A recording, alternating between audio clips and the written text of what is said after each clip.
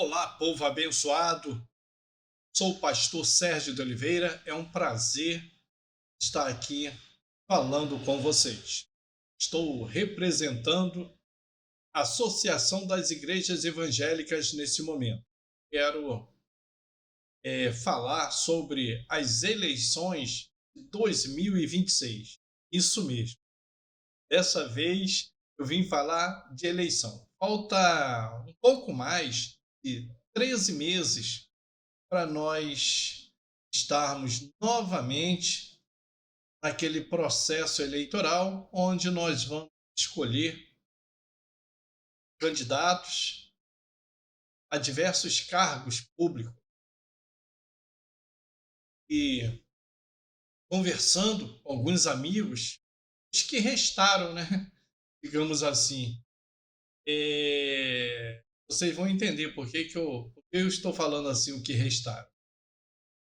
É que nas eleições passadas, presidente, o Brasil se envolveu, né? A igreja, na realidade, a igreja brasileira se envolveu de uma forma que nunca tinha acontecido antes. A igreja, principalmente a igreja evangélica, ela se envolveu de uma forma terrível, onde os púlpitos das igrejas foram dominados pela ideologia política. Os púlpitos foram, na realidade, invadidos por propósitos totalmente adversos. Eu quero fazer um alerta aos meus amigos pastores, Igreja do Senhor, aos evangélicos, aos cristãos. O Brasil é um país cristão, um crescimento poderoso do Evangelho. Nós somos maioria se baseando nessas duas fés. Nós podemos mudar a história desse país com ordem, ciência, sensatez, prudência. Nós sim temos uma grande força, até porque o cidadão em si, ele tem um poder em suas mãos. O maior poder de um cidadão é o seu voto. Porque com o seu voto, ele muda e transforma. E quando falamos de evangelho, aí nós estamos falando de quantidade, de grupo. E aí essa força fica muito maior. Precisamos atentar para as próximas eleições. Eu desejo, fundo do meu coração, que não podemos mais cometer o mesmo erro. Não pode acontecer, não pode acontecer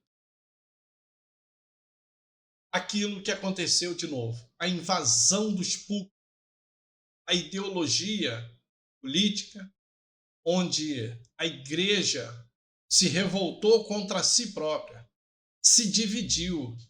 A igreja, na última eleição, ela se confrontou. Foi muito ruim. Eu lembro que eu perdi muitos amigos, infelizmente.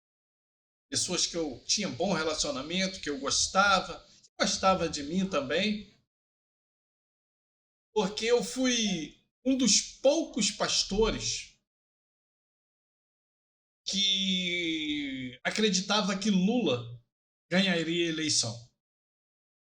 Falei para os grupos que eu participava, eu era integrante, as redes sociais que eu participava, e eu falava, olha, Lula vai ganhar essa eleição. Fui chamado de traidor, fui ridicularizado, chamado de pastor aliançado com o demônio. O que não faltou foi adjetivo, o que não faltou foi agressão, o que não faltou foi de descontentamento. E eu lembro que era por volta de meio-dia, dia da apuração, era meio-dia, eu entrei nos grupos e falei, olha, logo mais à tarde, quando terminar a apuração, vocês ligam para mim e podem me ridicularizar, se porventura eu tiver errado. Mas se eu tiver certo, vocês vão ter que se desculpar. Assim foi. O dia se passou e no final, Lula ganhou as eleições. Sabe o que aconteceu? Participava de vários grupos. Eles me tiraram de um grupo. Nenhum deles me pediram desculpa. E falaram que eu não era pastor de Deus, porque quem era de Deus não se aliançava. Mas eles só não entenderam uma coisa. Eu não estou aliançado, nem estava com Lula e nem com ninguém. Eu simplesmente percebi um momento, percebi que o que estava acontecendo dentro das igrejas, Deus não ia permitir mais. Jesus foi abandonado por pessoas que foram chamadas por ele. Jesus levantou pastores e os pastores estavam adorando mais ao homem. Jesus levantou homens e mulheres e essas pessoas abandonaram Jesus por causa de candidato. E isso me fez entender que Deus ia dar um basta. Não é que eu tinha escolhido um lado. Eu conheço verdadeiramente as Escrituras, sei o que Deus pode fazer e sei também o que Deus quer, através das Escrituras. Amém? E ali acabou, Lula ganhou, não teve um que se manifestou. Eu fazia parte de um grupo que tinha mais de 300 pastores. Só tinha eu e 5 calados, só eu se manifestei. 5 não souberam o que fazer. Os demais, ou seja, mais de 95%, 99% me ridicularizaram e me escandalizaram. Quando terminou, que eu estava certo, ninguém. Eu desculpa, ainda me tiraram do grupo. E muitos até hoje nunca mais falaram comigo. Perdi a amizade. Eu não quero que isso aconteça. Hoje eu represento uma instituição que nós estamos com filiados em todo o estado do Rio de Janeiro, 20 estados do Brasil, sem contar fora do Brasil. Eu me sinto incomodo, né? Eu me sinto preocupado com tudo que aconteceu. Eu não quero que a política, a ideologia, as mentiras, as falsidades venha de novo destruir o projeto de Deus sobre a vida dos homens. Muitos se escandalizaram, se envergonharam e até hoje não conseguiram mais. Sabe por quê? Porque as ovelhas os abandonaram. As pessoas não acreditam mais nele.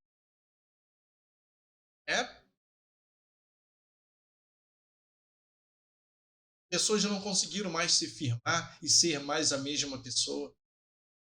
Isso não pode acontecer. Eu chamo a tua atenção, querido.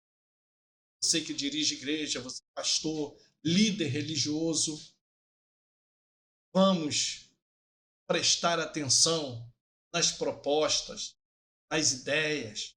Vamos fazer um levantamento da vida desse candidato. Vamos ver as obras. A Bíblia diz sobre obras. A Bíblia diz sobre a árvore que dá fruto. E nós precisamos ficar atentos. Eu poderia falar, não vamos se intrometer. Não, não quero que você use mais o púlpito.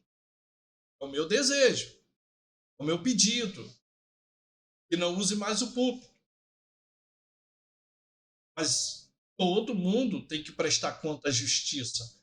Somente nessa data, nesse assunto que eu estou falando, que é a justiça eleitoral. Isso é o dever do cidadão brasileiro. Em muitas outras partes do mundo. Porém, esse envolvimento que aconteceu, isso não pode acontecer. Bom, gente, é um pedido. E eu estou falando do mesmo jeito que eu falei,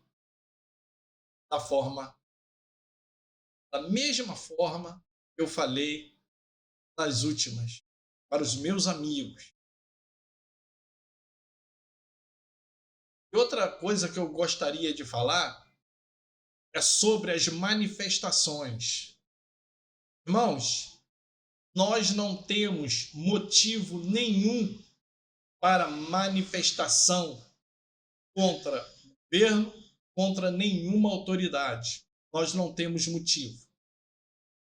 O que nós devemos fazer é orar. A igreja, ela tem paz no Brasil para fazer o seu trabalho. Os líderes religiosos têm liberdade para manifestar a sua fé. Não há perseguição. Não há problema religioso. Então não há motivo para ir para a rua.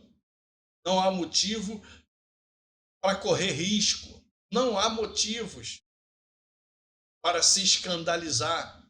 Não há motivo para estar sujeito a errar, a pecar. Nós não temos problema nenhum.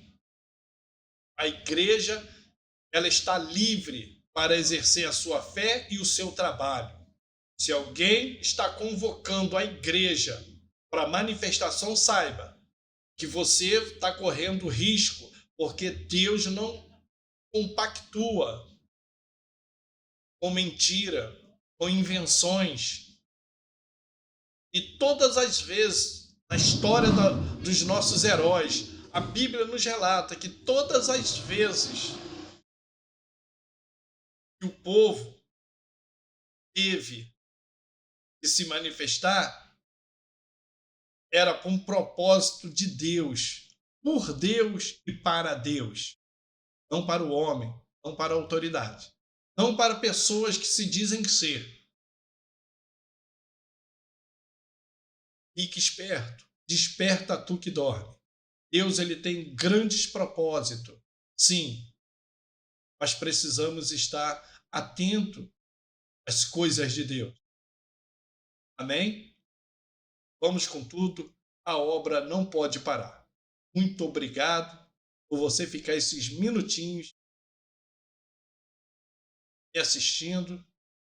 É um pedido, é um desabafo, é uma preocupação, e essa é a função do pastor.